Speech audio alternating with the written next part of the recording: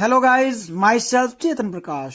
तो I am from creative educators. तो आज मैं पॉलिटिकल साइंस का 10th क्लास का चैप्टर नंबर फर्स्ट लेकर आया हूं, जो कि मैं आपसे डिस्कस करने वाला हूं। तो स्टार्ट करते हैं। देखिए, चैप्टर का नाम है, देखिए, राजनीति विज्ञान का अध्याय 1, सत्ता की साझेदारी। तो देखिए, सत्ता की साझेदारी बेल्जियम और श्रीलंका के जातीय संरचना।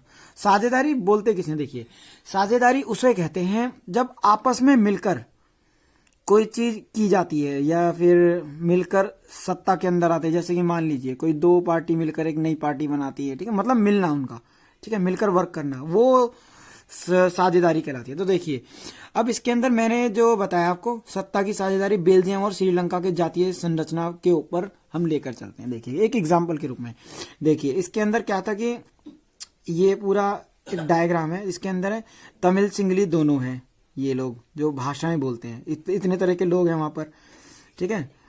और 18% कितने तमिल भाषी लोग हैं। और उसके बाद है सिंगली भाषा बोलने वाले कितने, 74% लोग हैं।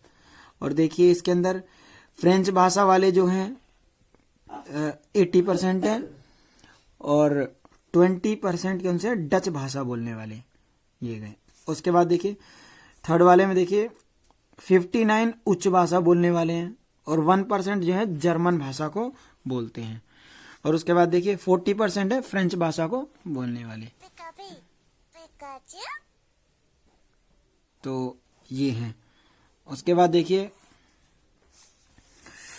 अब हम श्रीलंका में बहुसंख्यवाद मतलब बहुत ज्यादा लोगों के बीच में। देखिए, सिंगलियों को एकमात्र राजभाषा घोषित कर दिया गया, जिससे तमिलों की अवहेलना हुई। अवहेलना का मतलब जैसे उनको पूछा ना जाने लगा एक तरह से, ठीक है ना, उनको मतलब दिक्कत हुई उससे, ठीक है ना। और क्या हुआ, देखिए, सिंगलियों को विश्वविद्यालय और सरकारी नौकरियों में प्राथमिकता दी गई। मतलब कि सरकारी नौकरियों के लिए भी उनको अवगत कराया गया, उनको देना शुरू किया गया। अब देखिए, 1956 में एक कानून पास किया गया सिंगली समुदाय की सर्वोच्चता स्थापित करने के लिए। मतलब उसको सर्वोच्च किया जाए, सर्वोच्चता मतलब राष्ट्रीय एकीकरण के अंदर ले आया जाए, ठीक है। और उसके बाद देखिए, बहुसंख्यकवाद का अर्थ है बहुसंख्यक समुदाय। बहुसंख्यक समुदाय का मतलब बहुत सारे समुदाय, मतलब जो लोगों का समूह होता है। मनचाहे ढंग से देश का शासन चला सकता है अल्पसंख्यक समुदाय की अवहेलना करके। उसके बाद देखिए, नए संविधान में यह प्रावधान किया गया कि सरकार बौद्ध मठ को संरक्षण और बढ़ावा देगी। इन चीजों को क्या देगी? सरकार बढ़ावा देगी। और देखिए, बेल्जियम की साझेदारी किन इंपॉर्टेंट पॉइंट्स के ऊपर है। देखिए, इसके अंदर क्या था कि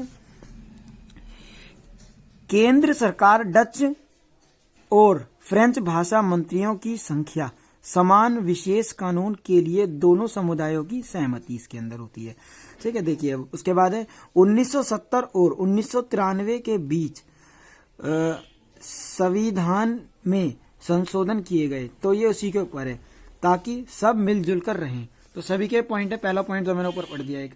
अब एक पॉइंट देखिए इस तरह से, राज्य सरकार केंद्र सरकार की शादियां क्षेत्रीय सरकार को राज्य सरकार केंद्र सरकार के अधीन नहीं है, मतलब वो उसके अंडर में नहीं है। उसके बाद देखिए, राजधानी ब्रसेल्स में दोनों समुदायों का प्रतिनिधित्व हुआ। उसके बाद सामुदायिक सरकार एक ही भाषा वाले लोगों द्वारा संस्कृत भाषा से जुड़े फैसले का अधिकार वो करना चाहते थे। आइए आगे बढ़ते हैं। देखिए,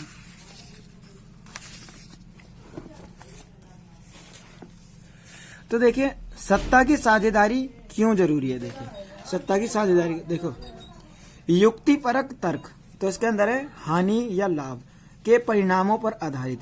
तो देखिए, विभिन्न सामाजिक समूहों के बीच टकराव का अंदेशा कम, मतलब और जो समाज हुआ करते हैं आपस में वो नहीं लड़े। राजनीतिक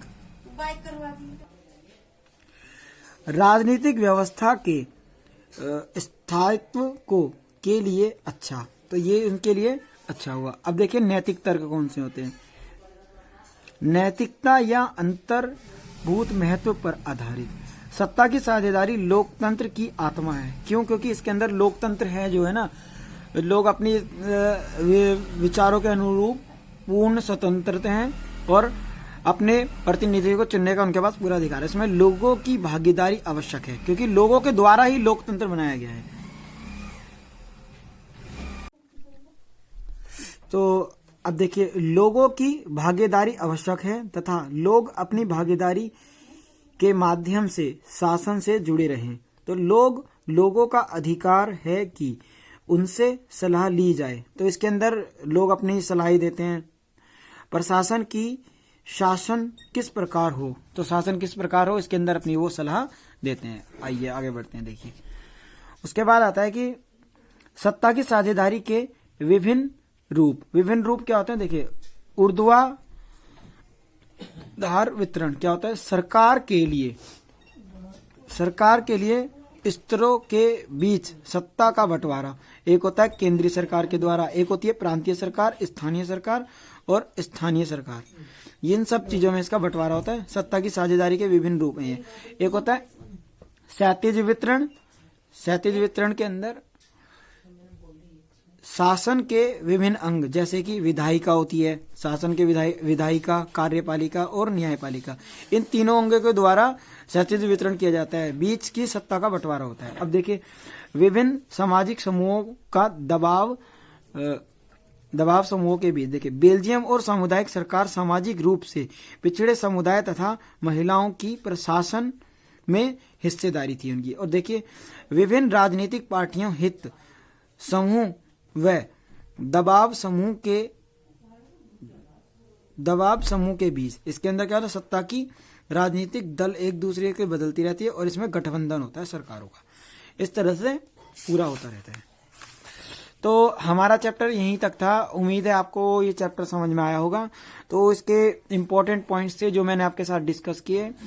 आप मेरे चैनल को ज़्यादा से ज़्यादा सब्सक्राइब करें और लाइक करें, बेल आइकन को दबाना ना भूलें। Thank you for watching this video.